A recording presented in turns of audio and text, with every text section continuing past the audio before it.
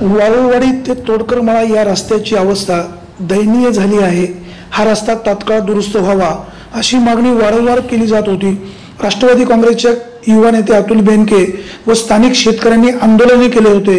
जुन्नरचे आमदार शरददादा सोनवणे यांनी या रस्त्याचे काम तात्काळ सुरू करू अशा प्रकारची घोषणाही केली होती। मात्र गेले काही दिवस हे काम प्रलंबित राहिल्यामुळे लोकांच्या मनामध्ये तीव्र नाराजी होती। अखेर या कामाला मंजुरी मिळाली असून आमदार शरददादा सोनवणे यांच्या प्रयत्नाला यश आले आहे।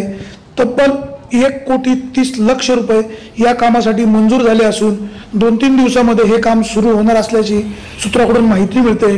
दरम्यान या परिसरातील जनतेने काम सुरू होणार असल्यामुळे समाधान व्यक्त केले आहे।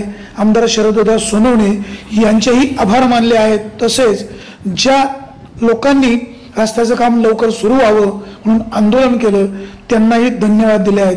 प्रामुख्याने आमदार शरददादा सोनवणे यांनी जे प्रयत्न केले आणि रस्त्याच्या कामाला मंजुरी आणली त्याबद्दलही स्थानिक नागरिक समाधान व्यक्त करत आहेत।